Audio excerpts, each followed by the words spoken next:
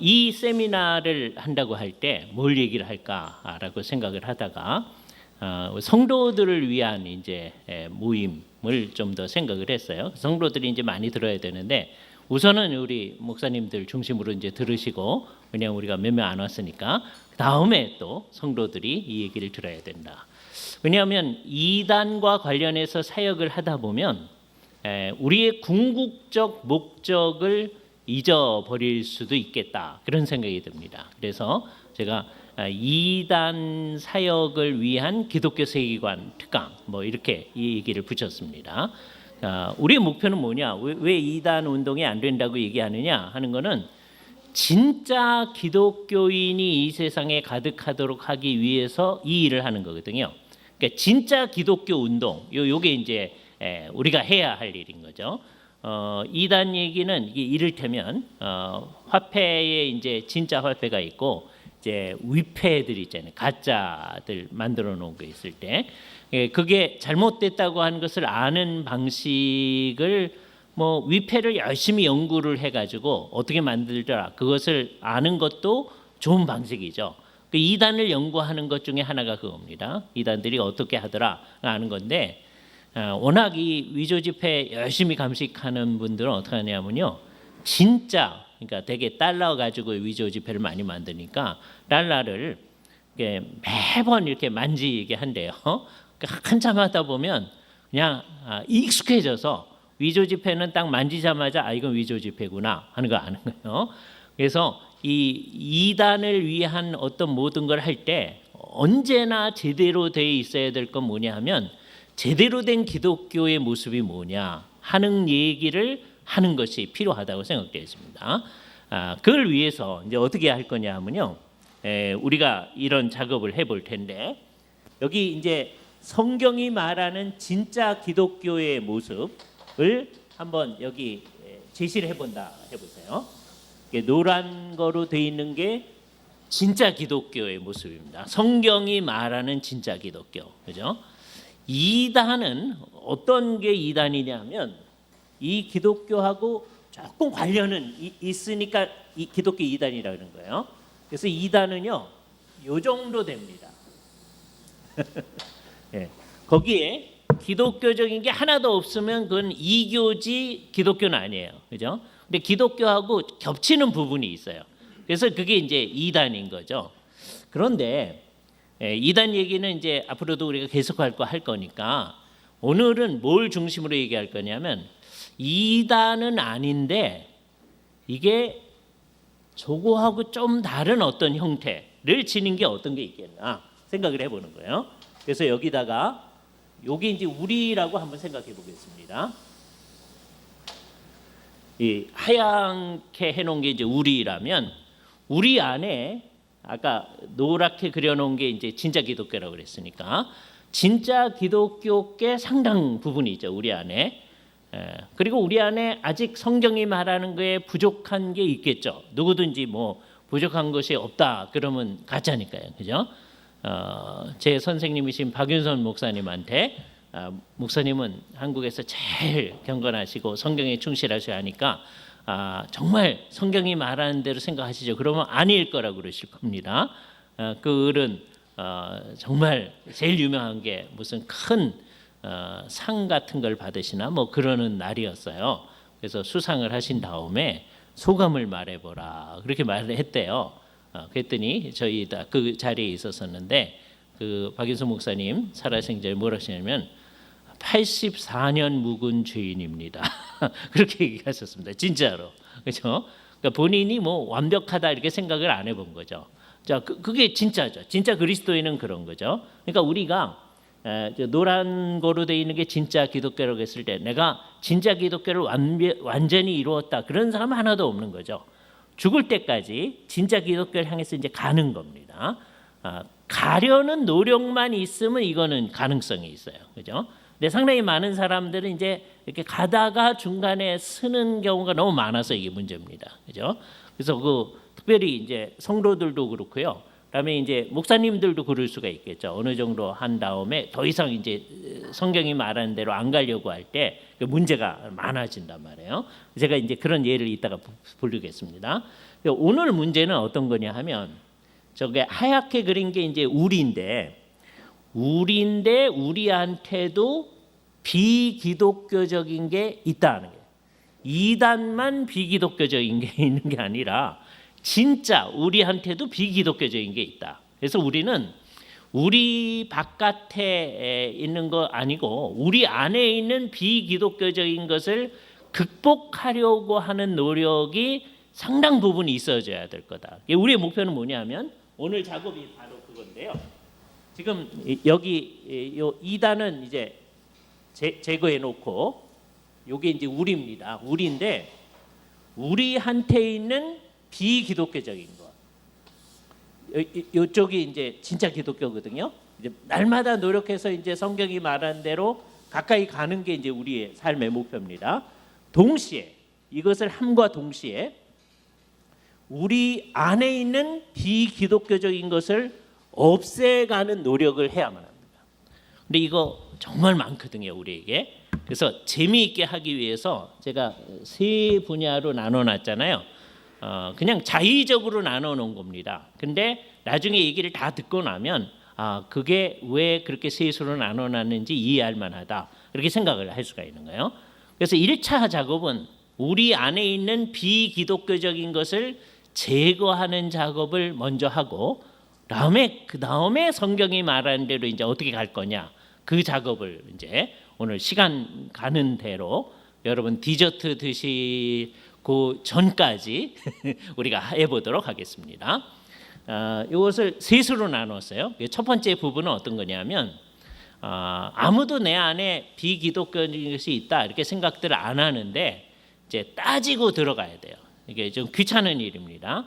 자기 마음을 돌아봐야 돼요. 예수를 믿는 사람들은 항상 그걸 하도록 돼 있어요. 특히 성찬을 앞에 놓고서는 언제나 하나님께서 우리를 돌아보라고 그랬습니다. 고린도전서 11장에서 성찬 제정사를 한 다음에 자기 자신을 돌아보지 아니하고 주의 떡과 주의 포도주를 마시는 자는 주의 몸과 피를 범하는 죄가 있다. 그렇게 얘기하잖아요. 그러니까 성찬 앞에 놓고 언제나 자기를 돌아봐야 된단 말이에요. 그것처럼 우리는 항상 자기를 돌아보는데 그 자기를 돌아보는 것을 영어로 self examination이라고 얘기하는데요. 그래서 우리나라 말로는 이걸 자아 성찰이라고 번역하기를 매우 좋아합니다. 더 재밌게 하려면 이게 스스로 시험을 보는 겁니다. 우리 학생들이 한 학기를 마친 다음에 이제 기말고사를 보잖아요. 어느 한 해는 제가 기말고사 이제 안 본다 그랬어요. 그때 학생들 다 좋아하죠. 그런데 기말고사는 안 보는데 여러분들이 이제 여러분 평생을 가지고서 이제 우리가 한 학기 동안 배운 대로 하는지를 평생 시험을 봐야 됩니다. 시험 문제 보진 않지만 우리 삶을 가지고 봐야 됩니다. 그렇게 얘기한 적이 있어요. 그랬더니 어떤 학생이 차라리 기말고사 보는 게 낫겠는데요. 그러는 경우가 있었어요. 이건 정말 중요한 거죠. 그죠? 우리를 살펴봐야 돼요. 우리를 시험해봐서 우리 안에 비기독교적이 있는가 하는 것을 끊임없이 없애가야 됩니다. 이건 언제까지 계속되느냐 하면 죽을 때까지 계속되어져요. 그죠? 이걸 안 하면 교회가 부패합니다. 개인도 제대로 서 있지 않은 거예요. 그때 우리는 스스로 속이는 거죠. 우리는 아주 중요한 사역들을 하는 사람들이기 때문에 그러면서도 또 이거 안 할 수도 있거든요. 그러면 기독교적으로 무슨 중요한 사역을 한다고 하는데 사실은 성경이 말하는 그 방향으로 안 가는 일을 우리가 할 수도 있다. 그렇게 생각해야 돼요. 첫 번째 분야는 어떤 분야냐 하면 잘 생각해 보면 옛날에 안 믿는 사람들이 가지고 있던 것을 아무 생각 없이 그냥 가지고 있는 겁니다. 그래서 지금 이 첫 번째 분야의 얘기는 오로지 우리끼리 한국 사람들끼리 이해할 수 있는 얘기입니다. 왜냐하면 이거는 나라와 민족에 따라 다 달라요. 자기들이 전통적으로 가지고 있던 게 어떤 건지 다 다르기 때문에 그런 것 가운데 어떤 거는 예수를 믿으면서 버려버린 게 있죠. 예를 들자면 우리나라 사람들 다 연초가 되어지면 한 해의 운세가 어떤가 뭐 이렇게 생각하고 뭐 하는 경우가 있었죠. 그래서 뭐 다른 무슨 방법이 없으면 이제 심지어 화투라도 갖다 놓고서는 이제 한 해의 운세 뭐 이렇게 생각해보고 그러는 거예요. 그게 익숙해졌던 사람이 예수를 믿은 다음에 그런 거 하지 않는 거죠. 그죠? 내 삶이라고 하는 게 하나님께서 인도하시는 거지 우리한테는 비기독교적인 게 없다 이렇게 생각하는 거예요. 근데 과연 없는가라고 생각해 보면 우리 안에 비기독교적인 게 있어도 너무 많이 있음을 우리가 발견하게 되어집니다. 요거에 이제 아주 핵심적인 것이 예를 들자면 이런 거예요. 제가 몇 가지 예를 들 텐데 한국 사람들은 싫어하는 숫자가 있습니다. 무슨 글자 싫어하죠? 4자를 싫어합니다. 그렇잖아요. 그래서 이제 안 믿는 사람들, 한국 사람들 지금까지 싫어해요. 이게 이제 사실은 동양 3국이 공통점인데 중국도 싫어하고 일본도 싫어하는데 한국 사람만큼 싫어하진 않아요. 다 공통적으로 이게 죽을 사자하고 발음이 비슷하다는 근거 때문에 싫어해요. 근데 한국 사람만큼 유난을 떨진 않아요. 여러분 아파트 어떻게 되어 있는지 모르겠는데 대개 1, 2, 3 그런 다음에 어떻게 되어 있냐면 F로 되어 있든지 아니면 아예 없어요. 그냥 3 그다음에 5예요. 5층이에요. 그죠? 한국만 그렇습니다. 세계의 어느 나라도 이렇게 된 나라는 없어요. 예? 그 기독교가 영향력을 많이 미치고 있는데 기독교가 그만큼 영향력 못 미치고 있거든요. 오히려 그게 우리한테도 영향을 미쳐서요. 그게 교회 가운데 내가 그거 본 일은 없는데 1, 2, 3, F 이런 교회는 별로 왜냐하면 우리는 특별히 주문을 한단 말이에요. 우리 그걸 신경 쓰지 않으니까 그냥 1, 2, 3, 4 하십시오. 근데 그러지 않으면 이게 사람들이 다 신경을 씁니다. 그죠? 근데 우리는 신경 안 쓸 것 같잖아요. 과연 쓰는지 안 쓰는지 한번 예를 들어 봅시다. 우리가 이 모임을 1박 2일로 한다고 해보세요. 그리고 여러분한테 다 방을 배정해 줬어요. 그런데 저희 방이 444호야. 그럼 사람들 반응이 어떨까요? 이거 안 되는데요. 그러나 예? 우리는 444도 싫어하거니와 이제 굉장히 성경적이라고 666 방이 666호다. 그거 안 돼. 예. 우리는 이것 전통적인 것도 싫어하고 우리가 만들어도 싫어합니다. 심지어 수입해다가 또 싫어합니다. 서양 사람들은 무슨 숫자 싫어하는지 대충 아시잖아요. 13자를 싫어한다고 얘기 들었잖아요. 13일의 금요일 뭐 이런 것 때문에. 그런데 정말 이거는 제가 옛날에 한 몇십 년 전에 발견한 건데요. 비행기를 타고 있었었는데 어떤 분이 제 앞에 앉았어요. 근데 스튜어트가 선생님 이 자리가 여기 아니신 것 같은데요. 그런데 이분이 13번이 아닌가요? 이렇게 여쭤보시더라고요. 그랬더니 스튜어트가 하는 말이 13번 좌석은 없는데요. 그러시더라고요. 진짜 봤더니 13번 좌석은 없어요. 한국 비행기만 그렇습니다. 비행기 만드는 게 지금은 이제 우리나라도 만들지만 다 외국서 만들어 오는데 우리는 13번 좌석도 없도록 만들어 놨어요. 그렇죠? 그러니까 남이 싫어하는 것까지 가져와서 수입해 와서 싫어해요. 그렇죠? 그런데 그거에 다른 안 믿는 한국 사람들만 그러는 게 아니고 예수를 믿는 사람들도 그러려고 하는 마음이 있습니다. 예를 들어서 제가 그래도 제일 친한 사람이 이제 우리 박 목사님이 있기 때문에 박 목사님의 성함을 여기 쓸 겁니다. 근데 무슨 글씨를 썼어요? 예? 썼어요. 그죠? 제가 박 목사님이 아니면 이렇게 쓸 수가 없습니다. 그렇죠? 아니 왜 남의 글씨를 빨간 글씨로 쓰나? 한국 사람들은 이름을 빨간 글씨로 쓰면 뭐 죽거나 옛날에 이제 호적 정리 같은 거를 다 수기로 할 때 누가 돌아가셨을 때 이렇게 빨간 줄을 긋잖아요. 그것 때문에 싫어하는 마음들이 있는 거예요. 그죠? 그래서요. 한국 사람들 다 빨간 글씨로 이름을 쓰면 그거 안 된다 이런 생각이 있어요. 그런데 그게 안 믿는 사람만 그러는 게 아니라 예수를 믿는데도 그러면 뭔가 찜찜하다고 느끼는 사람이 있을 수가 있습니다. 그런 게 우리 안에 있는 비기독교적인 겁니다. 우리가 예수를 믿는데도 그런 게 다 있어요. 그죠? 누구든지 그런 게 있습니다. 이거 이제 예를 들어서 여러분이 자라난 지방이 어딘가에 따라서 이건 다른데 문턱, 제가 문지방이라고 하는 데 있잖아요. 제가 문지방 있는데 가서 이렇게 쓰면서 교회에서 권사님 이 문지방에 쓰면 될까요, 안 될까요? 이렇게 여쭤본다고 하면 반응이 두 가지로 딱 나옵니다. 예. 첫 번째 이제 반응은 목사님한테 잘 배운 권사님들이요. 문지방에 선다고 한들 뭐 어떻게 되겠어요? 생사화복을 주관하시는 게 우리 하나님이신데 이렇게 정확히 대답을 하십니다. 그렇죠? 근데 이분들도 이제 문제가 있어 이따가 얘기할 거예요. 근데 일단은 아주 신앙이 좋다고 하는 권사님들인데 문지방에 쓰면 안 되죠. 왜 문지방에 쓰려고 그래요? 한국 사람은 왜 문지방에 안 쓰려고 그러죠? 복이 나간다 그러는 거예요. 한국 사람들의 전통적인 사고 방식입니다. 그렇기 때문에 아까 정확히 대답했던 그 권사님들이 있잖아요.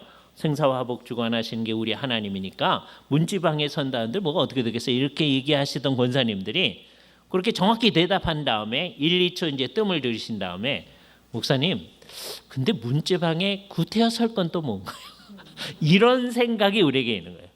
이왕이면 거기 쓰지 말자는 거예요. 그러니까 한국 사람들의 전통적 사고 방식이죠. 그렇죠? 예. 이게 굉장히 강합니다. 이게 지방으로 내려가면 더 강합니다. 그렇죠? 지금은 그 아이가 39이 됐는데 우리 큰 아이가 걔가 초등학교 4학년 때 저희가 이제 제 몸이 좀 나빠가지고서는 이제 제주도로 한 달 동안 가 있었어요. 그때 우리가 이제 가게에서 물건을 사려고 뭐 하고 있는데 이제 애는 저 뒤에서 있는 거죠. 근데 막 가게 주인이 저희하고 얘기를 하다가 갑자기 막 화를 내는 거예요. 뒤를 돌아봤더니 우리 아이가 이제 문지방에 서서 장난을 하고 있는 거예요. 그죠? 그 가게 주인이 남의 복 나가게 왜 그러고 있냐 그러는 거예요.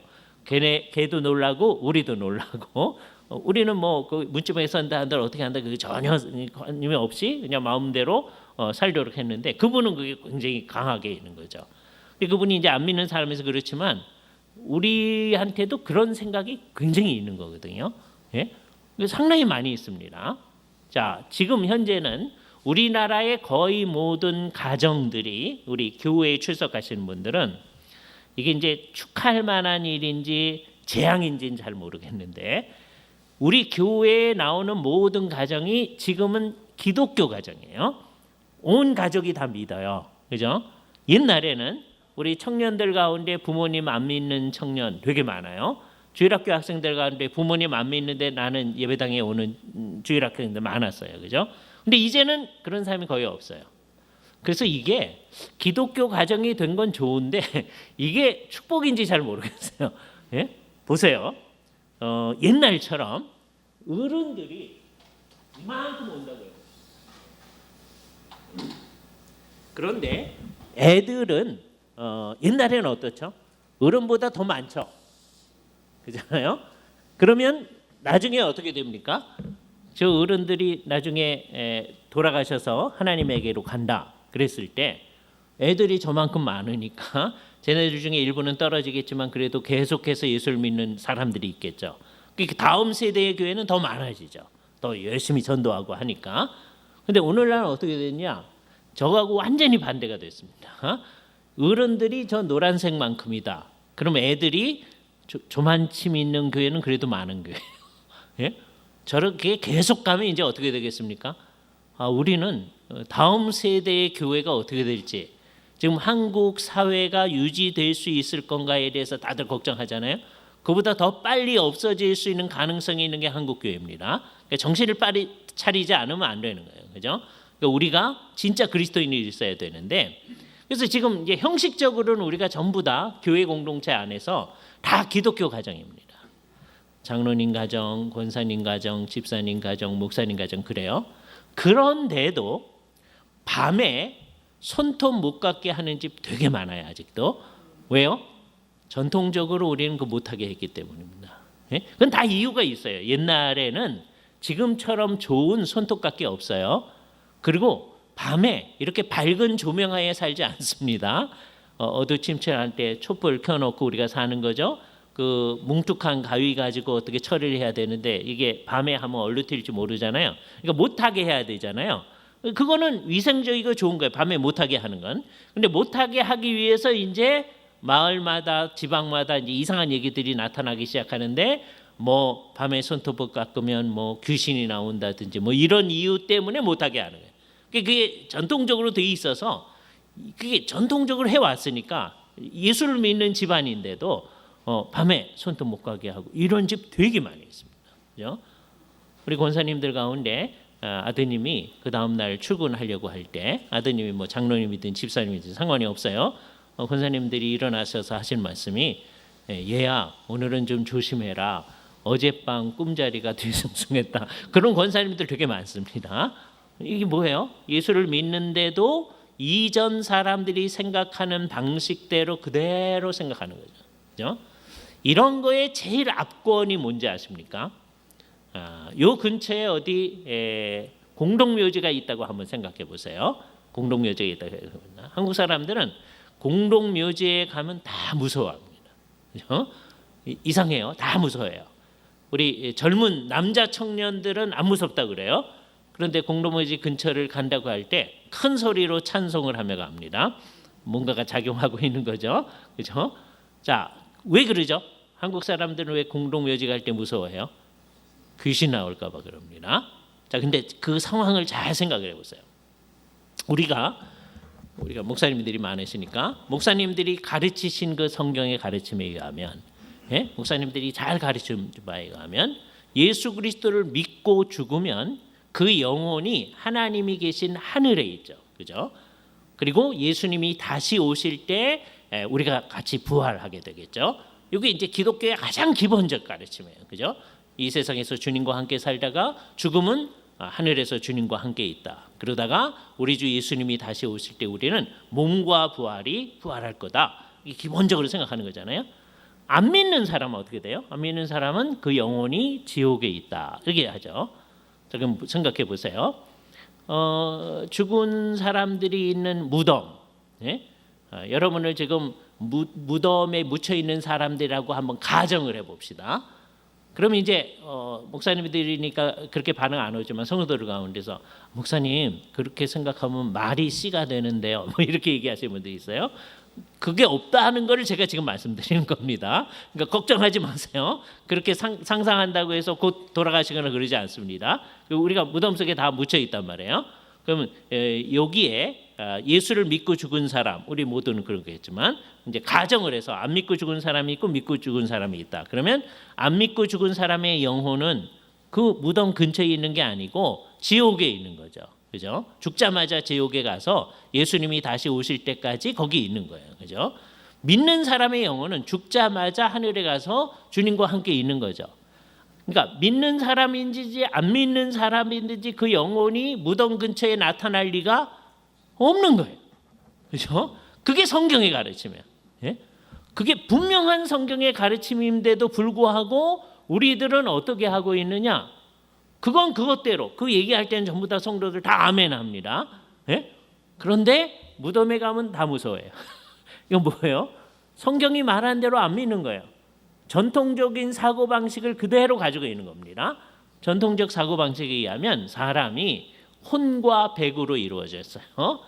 그래서 이게 이제 깜짝 놀라게 되면 혼비백산한다고 그러잖아요. 혼이 날아가고 백에 해당하는 게 이제 우리 몸에 해당하는 건데 이게 흩어진다라는 거예요. 혼비백산했다가도 다시 정신을 차리면 다시 들어온다 이렇게 생각하는 거예요. 그런데 이제 죽으면 어떻게 되느냐? 혼이 나가서요. 더 이상 안 들어오는 상태. 그게 죽은 거예요. 전통적으로는. 그러니까 이게 기독교 개념하고 좀 비슷하기도 하고 좀 다르기도 합니다. 예? 우리가 지금까지 사용하는 말이 있어요. 혼난다 그런 말 사용하잖아요. 예? 혼난다. 예? 내가 잘못했을 때 부모님이 야단치셨어. 선생님이 야단치셔서 혼났다. 혼이 야단을 얼마나 맞았는지 혼이 나갔다는 말이거든요. 그게 혼난다는 거예요. 예? 우리가 그 말을 사용하죠. 그게 이제 우리 안에 들어와서 사는 건데, 그러니까 비성경적인 개념이죠. 그냥 그렇게 쓰는 거예요. 진짜 혼이 나갔다는 말이 아니고 그냥 말을 그렇게 하는 것이죠. 자, 그런데 죽으면 어떻게 되느냐 하면 우리 전통적 사고방식에 하면 이 둘이 떨어져서 혼은 그냥 잘 살았으면 그냥 너무 잘 산 것도 아니고 그냥 잘 살았으면 좋은 데로 가고 이게 전통적인 사람의 생각입니다. 그죠? 그런데 막 이 세상에 원한이 깊고 그러면 좋은 데로 못 가고 이 세상에서 이제 헤매고 있다가 중천을 헤매다가 심약한 사람이 있으면 그 사람한테 들어가고, 이게 전통적 사고 방식이거든요. 근데 예수를 믿는 사람이 그렇게 생각하는 거예요. 이게요 언제 잘 나타나냐면 귀신 쫓아내는 상황에서 잘 나타납니다.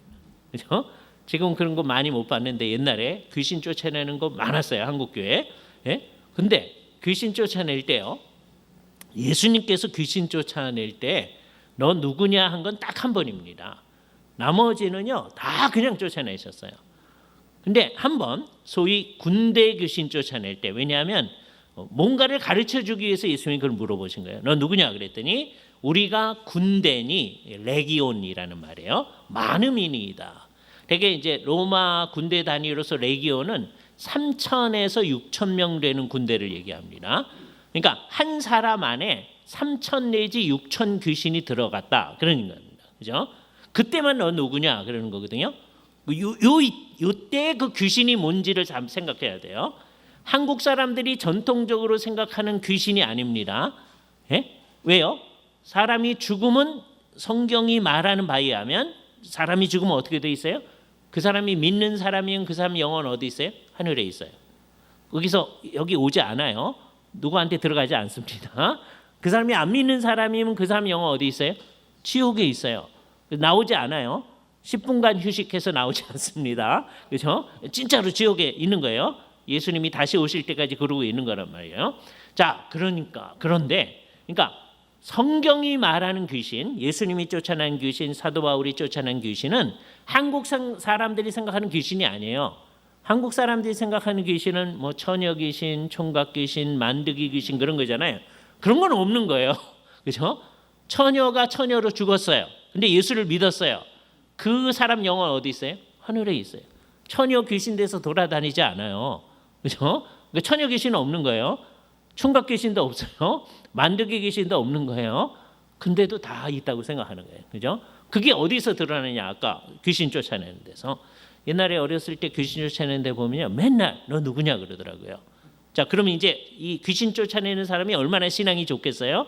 근데 진짜 좋지 않았다는 게 이런 데 드러나는 거예요. 너 누구냐 그랬더니 얘 이모다 그러는 거예요. 근데 이모가 6개월 전에 돌아가셨어요. 그럼 이제 다 뭐라고 생각해요? 이모 귀신이 들어왔다는 거예요.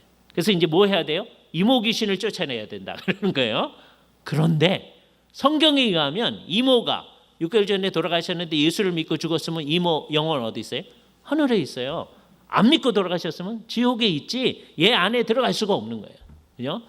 그러니까 정말 성경적이라면 귀신 쫓아내는 사람이 거짓말하지 말아라 이래야 되거든요.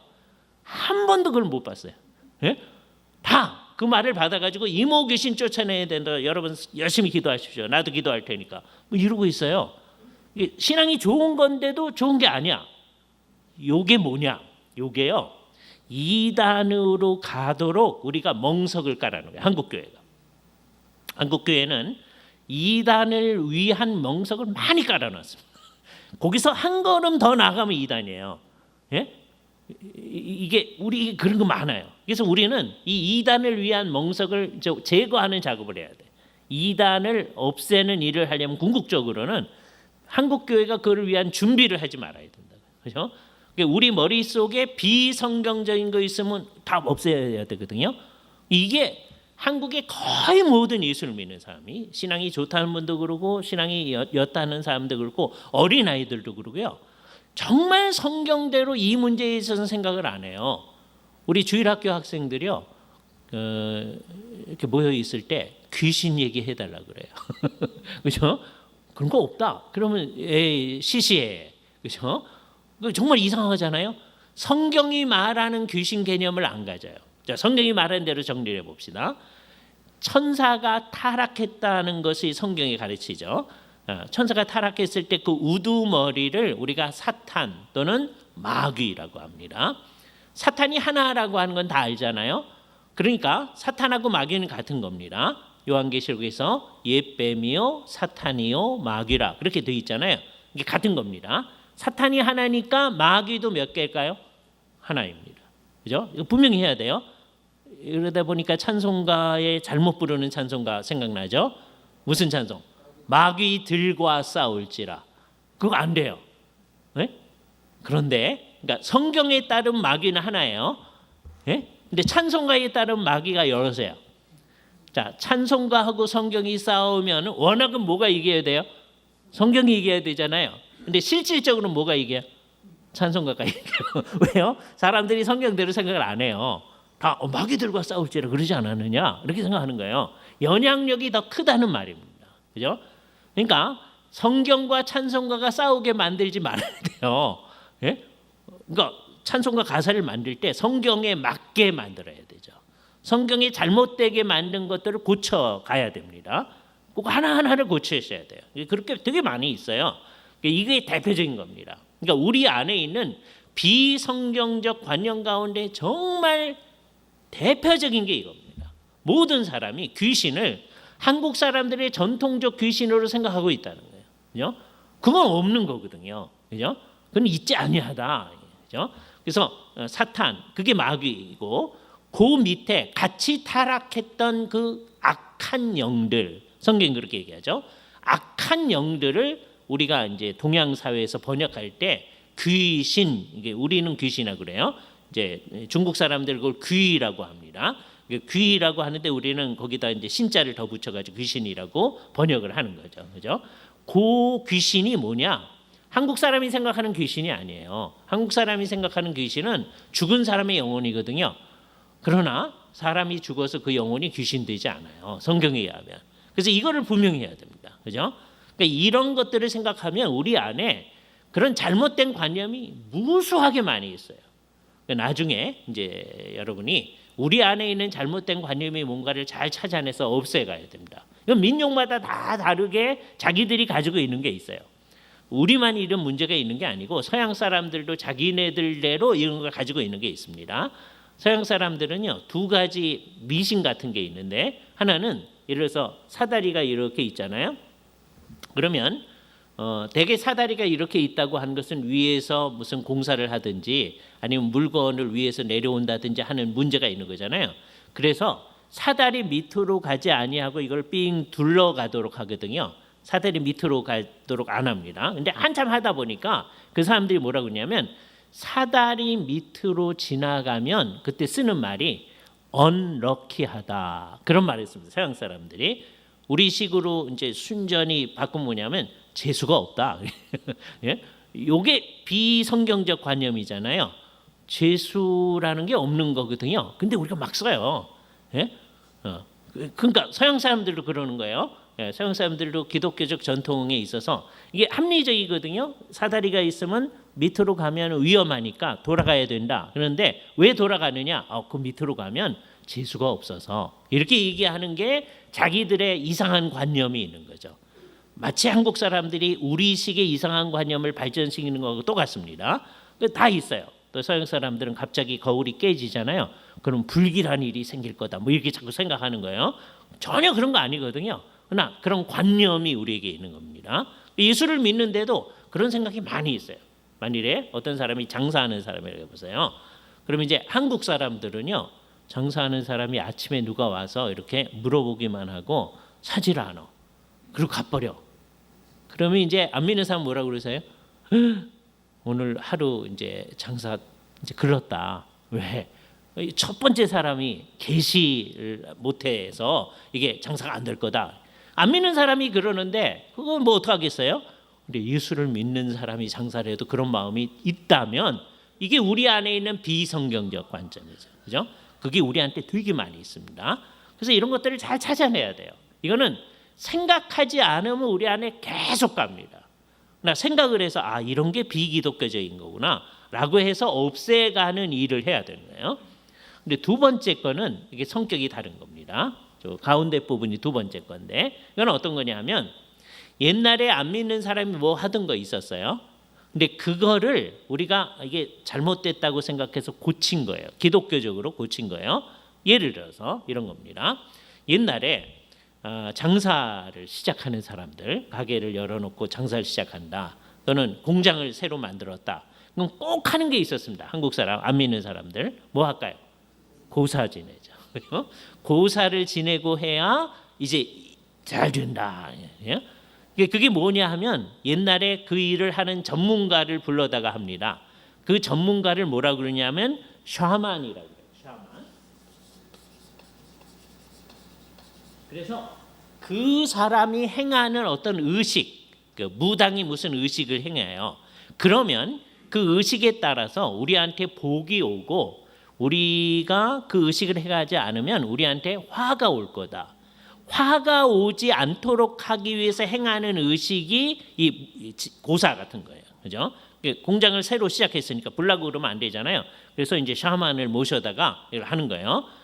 그게 이제 나중에는 이제 바뀌어져 가지고서는 돼지 머리 이제 갖다 놓고서는 콧구멍에다 이제 돈 끼워 놓고 모든 게 이제 돈 중심으로 생각하는 한국 사회의 성격을 얘기해 주는 거죠. 그리고 거기 절하면서 우리 이제 잘 될 수 있게 해달라고 뭐 이런 관념이 있는 거예요. 그죠?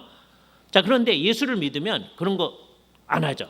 사신 우상을 왜 버려야 되니까 안 해요. 잘하는 거예요. 뭐 하죠? 우리 목사님 오셔서 계엄 예배 해주십시오. 이거 좋은 거예요. 나쁜 거 아닙니다. 예?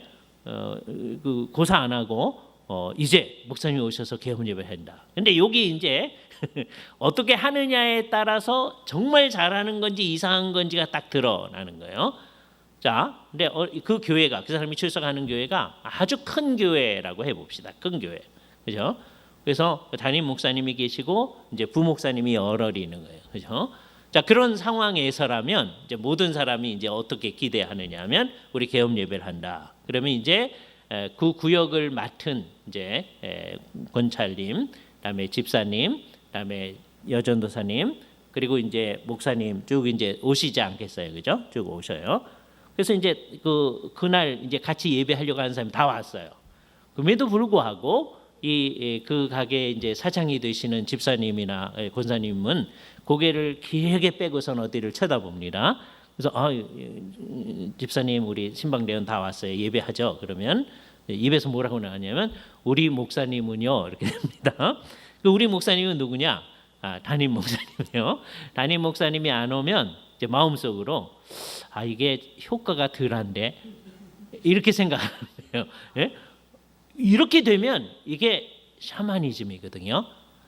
이 계엄 예배하는 것 자체는 좋은 거예요. 나쁜 거 아닙니다. 왜요? 이 일을 하나님의 일을 하는 걸로 이걸 하겠습니다라고 온 세상에 선언하는 거예요.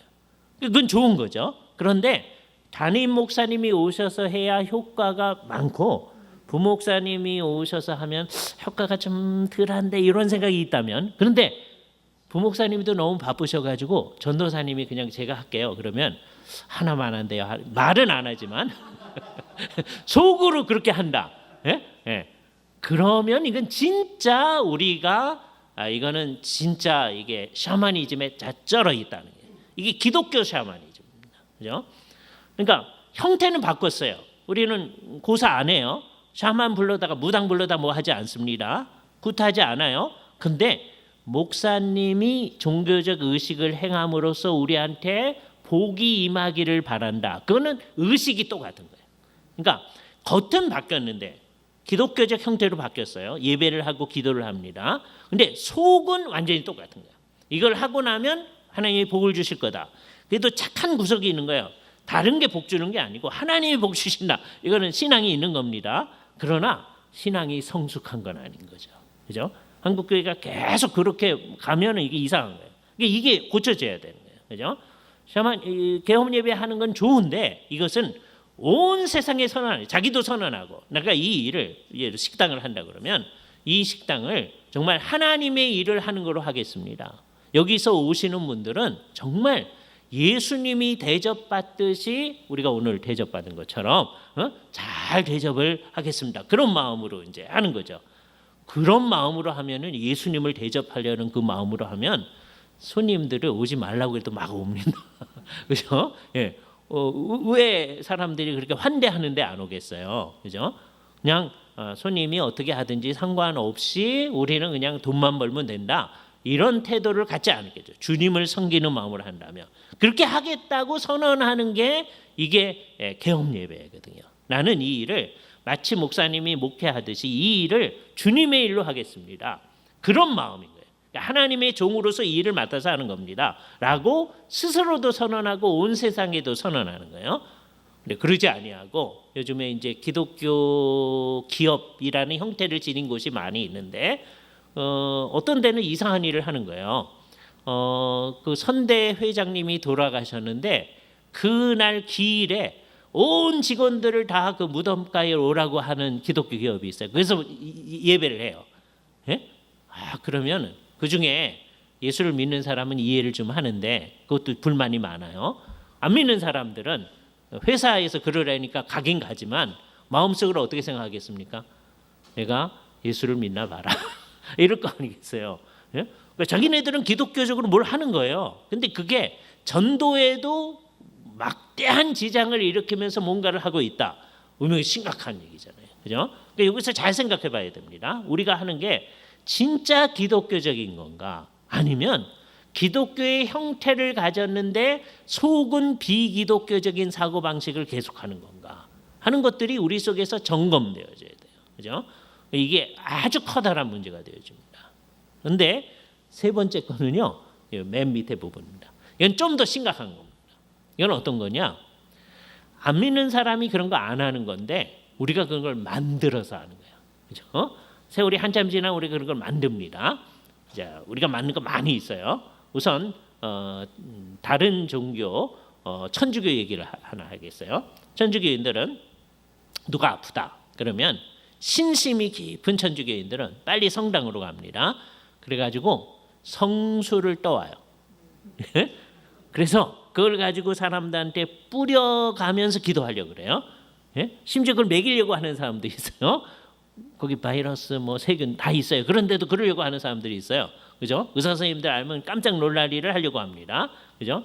근데 왜 성수를 뿌리면서 기도하려고 할까요? 그러면 효과가 있다는 거예요. 그러니까 효험이 있으면 되는 거예요. 효험이 있으면. 그래서요. 이 세월이 지나면 우리가 그런 걸 막 만들어냅니다. 천주교인들이 만들어내듯이 제가 하나를 만들어내 볼게요. 한번. 머리가 막 아픈 거예요. 그럼 여러분 머리 아프시면 뭐 펜자를 드신다든지 타이레놀 요즘에 우리 그 코로나19 이후에 타이레놀 드시는 분들 더 많이 늘어났을 텐데 왜 그때 이제 타이레놀 많이 먹었으니까 그런데 하는데 그래도 머리 아픈 거예요. 그래서 옆에 성경책이 있어서 베고 잤어요. 그랬더니 씻은 듯이 났어요.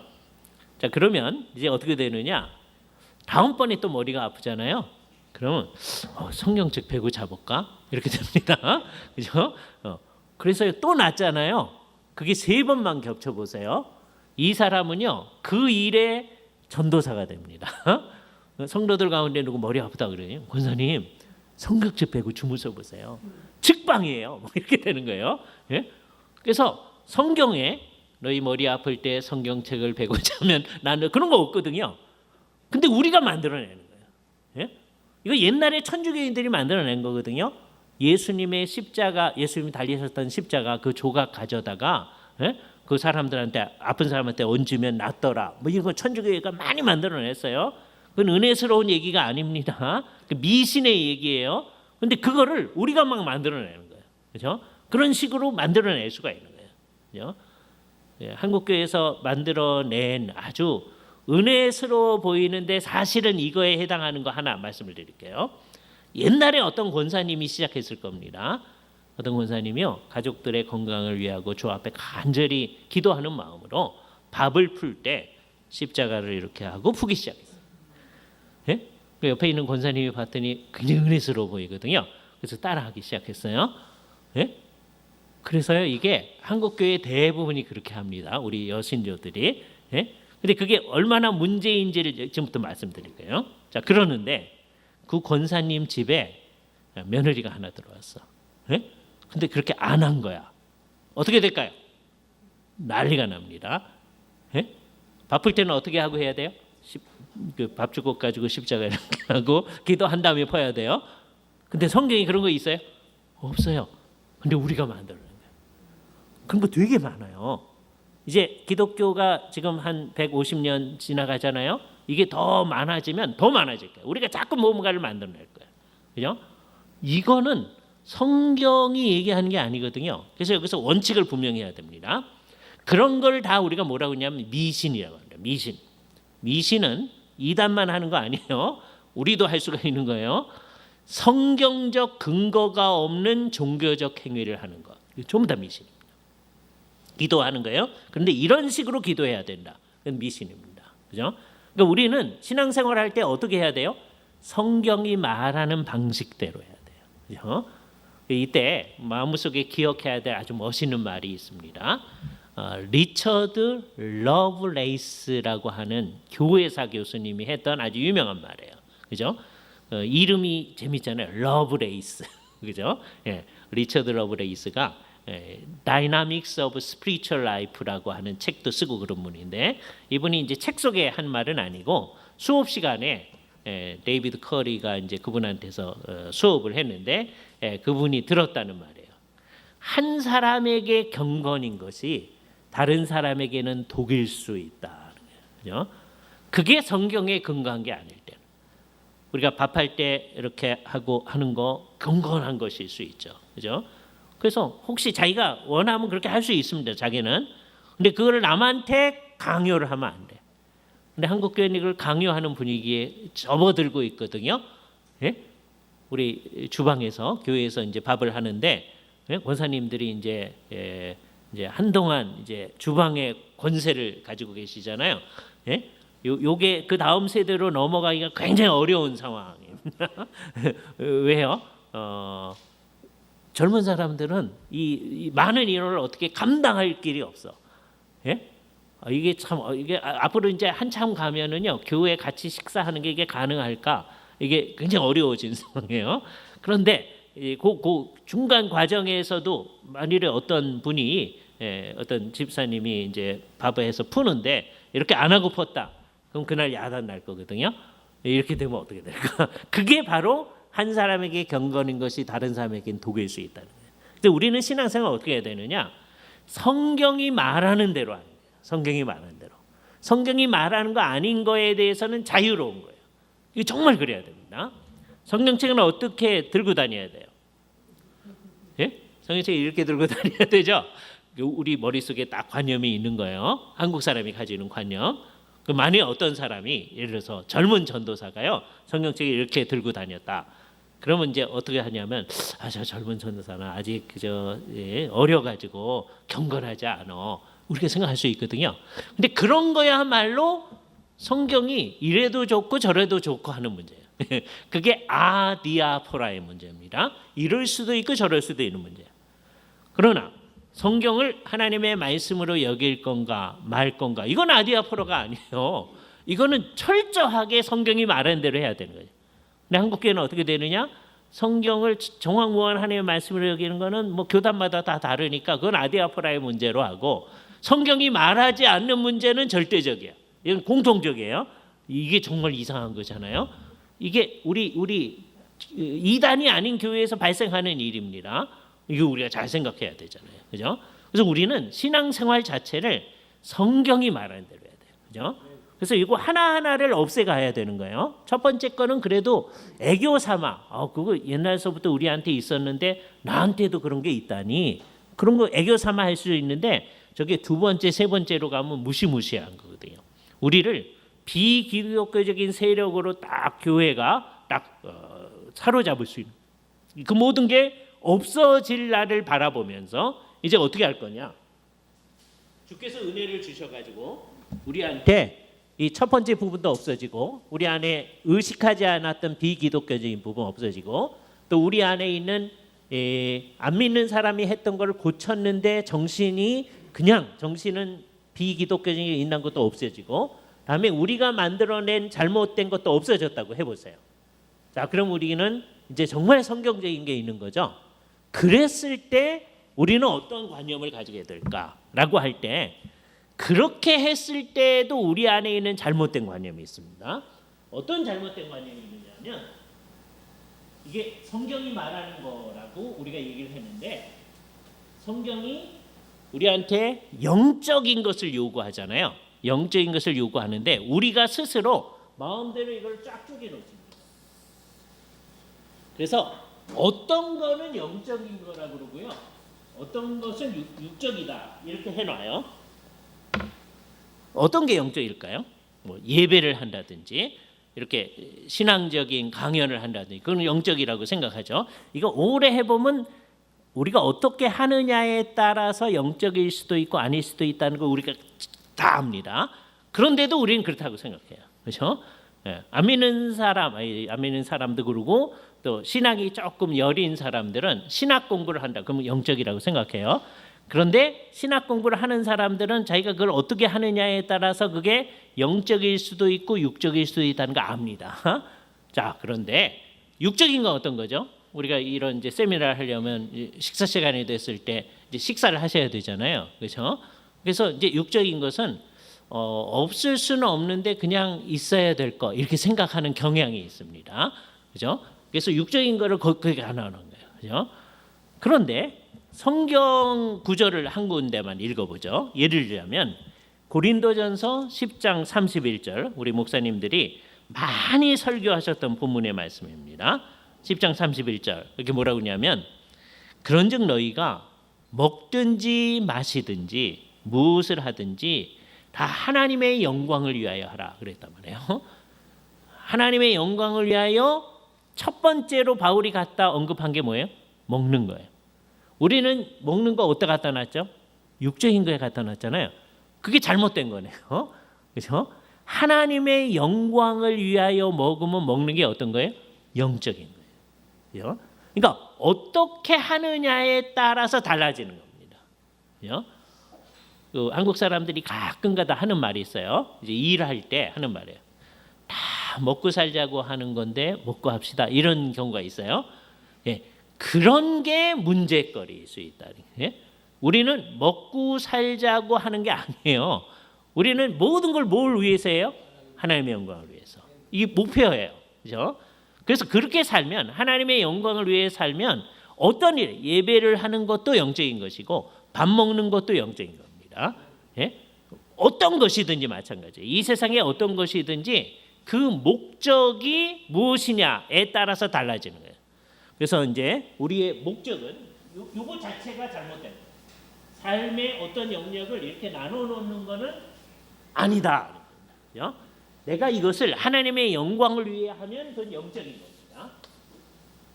그런데 하나님의 영광이 아니고 그하고 반대되는 거니까 그게 뭐겠어요? 자기 자신의 유익, 자기 자신의 영광을 위해 하면 그건 육적이에요. 우리 주로 목사님들이 많으시니까 목사님이 열심히 목회를 하는데 이렇게 하면은 내가 영광스러울 거야. 그래서 하면 열심히 목회하는 게 뭐예요? 육적인 거예요. 예?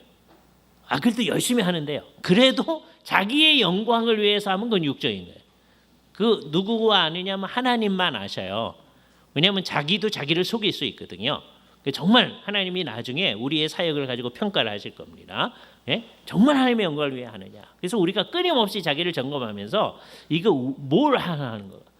이게 늘 하는 일들을 정말 하나님의 영광을 위해 하기가 어렵습니다.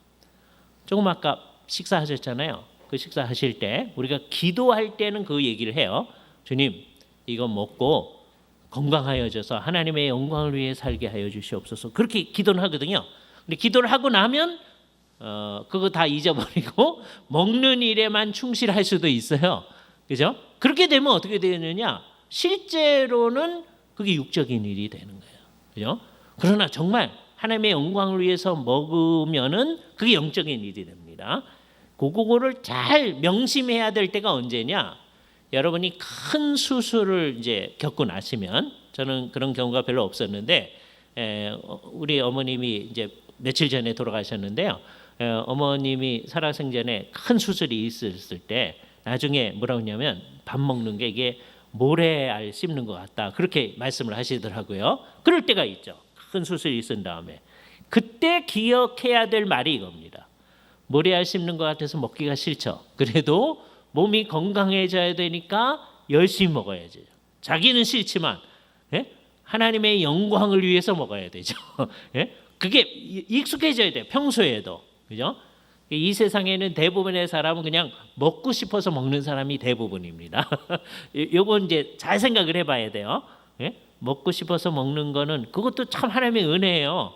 다 먹기 싫어 보세요. 여러분들이 이제 어떻게 될 건가? 그렇죠? 주님의 은혜로 먹고 싶어지는 것은 너무 좋은 건데 그게가 먹고 싶어서 먹는 게 아니고 정말 하나님의 영광을 위해서 할 수 있을 때 그럼 그게 영적인 일입니다. 먹는 것도 이 세상에 무슨 일을 하는 것도 그죠? 우리 이단 사역도 사실은 그런 하나님의 영광을 위해서 우리가 해야 하는 거죠. 그죠? 그러니까 삶의 목표뿐만 아니라 하나하나의 목표도 그렇습니다. 이게 첫 번째 우리에게 제일 중요한 일이에요. 그 일이 과연 어떤 목표를 하고 있느냐. 그죠? 이때 기준이 우리에게 이제 중요합니다. 어떤 기준을 가지고 얘기할 거냐. 그죠? 이때 작용하는 게 뭐냐면 종교개혁에서 제일 중요하게 얘기했던 오직 성경. 솔라 스크립투라라는 말은 왜 나온 거냐? 옛날 천주교회는 성경에다가 외경도 합치고 또 교황의 자리에서 선언하는 말도 합치고 다 하나님의 뜻이라고 생각하는 거예요. 근데 우리는 그런 거 다 아니고 성경이 말하는 것만이 최종적 결정권을 가지고 있다는 거죠. 근데 그때 성경은 뭐냐 하면 바르게 해석되어진 성경입니다. 그죠? 그러니까 기본적으로 성경을 정확무한 하나님의 말씀으로 믿어야 되고요. 이게 기본적인 토대예요. 지금 이게 허물어지고 있어요. 보수적인 교회는 그냥 말은 그거 해요. 보수적이지 않은 교회는 성경을 정확무한 그게 귀찮아요. 그런 말 하기를 안 하려고 그래요. 하지 말자 그래요. 예? 학교에서 그렇게 가르치거든요. 정확무한 건 아니다. 틀린 거 많다. 이렇게 가르치는 거예요. 그래서 이제 보수적인 교회는 지금까지 정확무한 하나님의 말씀 그 얘기를 합니다. 근데 실제 살 때는 성경이 정확무하다고 그것 따로 살질 않아. 그럼 그게 뭐냐 하면 죽은 정통이에요. 예? 그러니까 이게 아주 심각한 문제입니다. 그러니까 오직 성경이 우리한테는 살아있지 않아요. 아무도 정말 이때 정말 이단 사역을 하는 분들이 정말 성경을 우리의 모든 것의 기준으로 놓고 하는 일을 분명해야 됩니다. 아까 제가 예로 들었던 그 모든 예들이 다 성경에 근거해서 성경이 얘기 안 하는 거. 성경에 대해서는 목을 걸어야 돼요. 우리의 생명을 걸어야 됩니다. 성경대로 살려고 노력해야 돼요. 근데 성경이 얘기 안 하는 거에 대해서는 정말 자유롭다라고 하는 게 명백해야 됩니다. 그죠? 예를 들어볼게요. 제가 우리 친구한테서 고등학교 때 친구인데 좋은 신선한 충격을 받은 적이 있어요. 그래서 많이 생각했는데 어느 날 선생님이 걔랑 같이 집에 가서 좀 서로 얘기 좀 하고 가라. 그래서 이제 갔어요. 그랬더니 저는 평소에 그 친구가 신앙이 이렇게 있는 친구인지 몰랐어요. 근데 걔는 딱 가더니 굉장히 부잣집이었어요. 지금 그런 집 많지만 우리 어렸을 때는 자기 각자 방이 있는 사람이 그렇게 많지는 않습니다. 근데 우리 친구는 자기 방이 있더라고요. 그리고 자기 방에 가서 첫 번째 하는 일이 침대에 무릎을 꿇고 침대에다 이제 손을 모으고 기도를 해요. 이게 계속 해 왔으니까 친구인 저하고 같이 가서도 그렇게 하는 거예요. 예? 깜짝 놀랐어요. 얘한테 신앙이 있었나? 그거 같이 살 때는 몰랐었는데 신앙이 있네. 그런데 저는 뭐 제 방도 없고 그랬었으니까 그렇지만 첫 번째 집에 가가지고서는 첫 번째 하는 게 기도하고 하지 않거든요. 예? 우리는 되게 뭐가 이제 익숙했던 거냐 하면 학교에 갔다가 맨 처음에 예배당에 가서 기도를 하고 그리고 집에 오고 이게 익숙해진 거였죠. 우리는 우리 방도 없으니까 그게 더 자연스러운 거였는데 얘는 뭐가 익숙한 거냐? 첫 번째 오면 무릎을 꿇고 기도를 하고 이제 가정에서 생활을 하는 거예요. 그죠? 나중에 생각을 해본 거예요. 그죠? 내가 예배당에 갔다가 이렇게 가는 게 훨씬 좋은 거다라고 생각하고 있었는데 걔는 이제 자기 집에 가서 기도를 하고 하는 걸 좋은데 그게 성경은 그렇게 얘기를 안 하거든요. 그러니까 그게 이래도 좋고 저래도 좋은 거예요. 예? 어느 게 더 좋은 거다 그럴 수는 있는 게 아니에요. 그렇죠? 그런데 우리는 자기가 어떻게 하느냐에 따라서 딱 그 기준을 미리 정해놓은 거야. 그러면 안 된다는 거예요. 오직 성경이라고 하는 건 매우 구체적으로 우리의 삶을 규정해야 돼요. 그죠? 그러니까 내가 살아나갈 때 어떻게 살아나가게 되느냐에 대한 정확한 이해가 됩니다. 모든 것의 기준은 뭐다? 오직 성경이다. 그죠? 성경 이외에 대해서 우리는 자유롭다라고 하는 것을 아주 명료하게 해야 됩니다. 그러니까 어떤 분이 혹시 밥하고서는 십자가 안 긋고 해도 그건 괜찮을 수 있어야 되는 거죠. 예? 그런데 그게 괜찮지 않거든요. 상당히 많은 사람에게 있어서 이런 게 문제다. 오직 성경이 실천적으로 우리에게 의미를 지녀야 됩니다. 그리고서는 이제 실제 살아갈 때 우리한테 제일 중요한 게 뭐냐? 그럼 구체적으로 어떻게 살아가는 거냐? 그게 성령을 따라서라고 하는 게 이게 제일 중요합니다. 그죠? 그러니까 기준은 오직 성경이고요. 실제 살아갈 때는 카타쿠뉴마 성령님을 따라가는 거예요. 이 성령님을 따라간다는 게 뭐냐라고 하는 게 제일 어려운 관념입니다. 매일매일을 성령님을 따라 살아가야 되거든요. 그래서 이거를 알려면 이게 뭐 굉장히 어려운 개념이니까 뭐를 알면 이게 쉬워지느냐 하면요.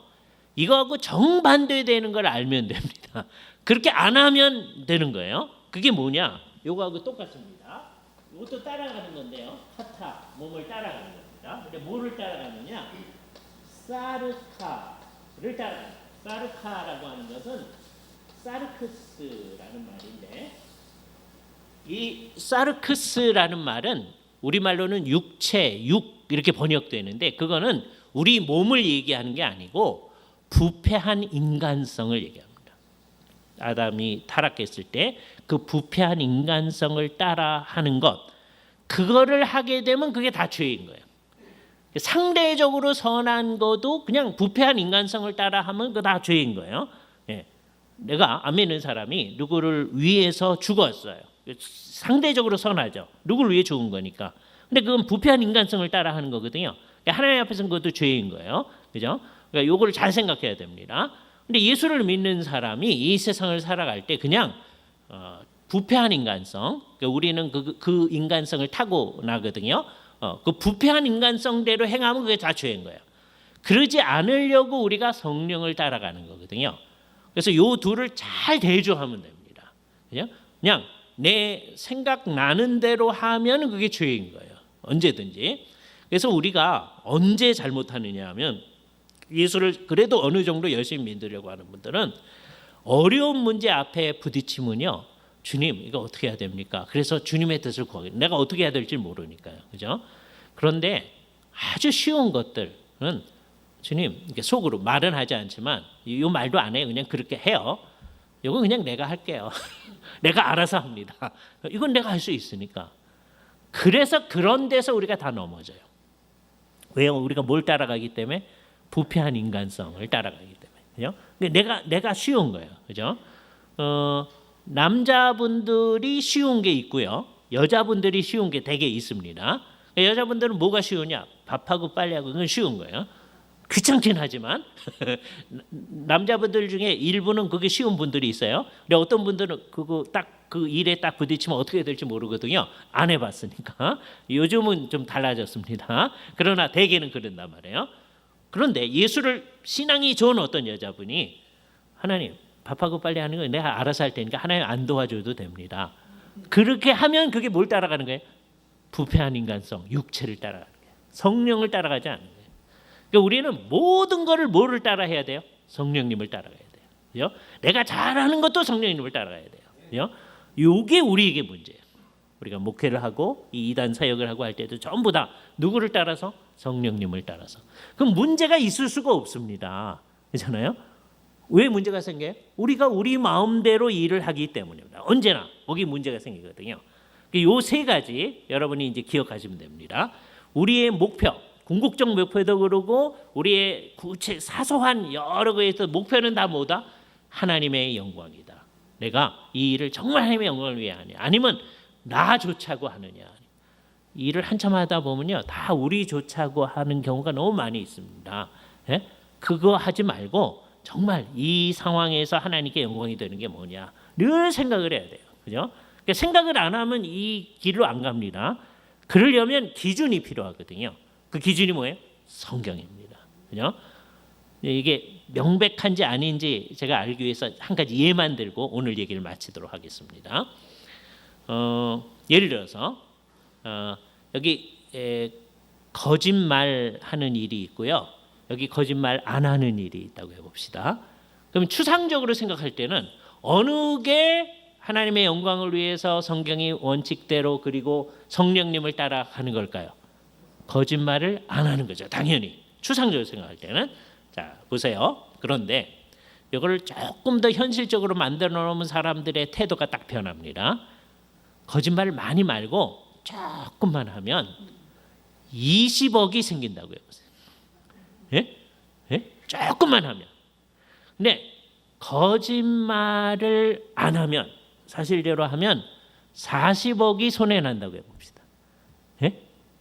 그러면요, 첫 번째 우리가 이거를 60억이 달린 문제라고 생각해. 전부 다. 예? 60억 달리지 않았어요. 그런데도 다 그렇게 생각해.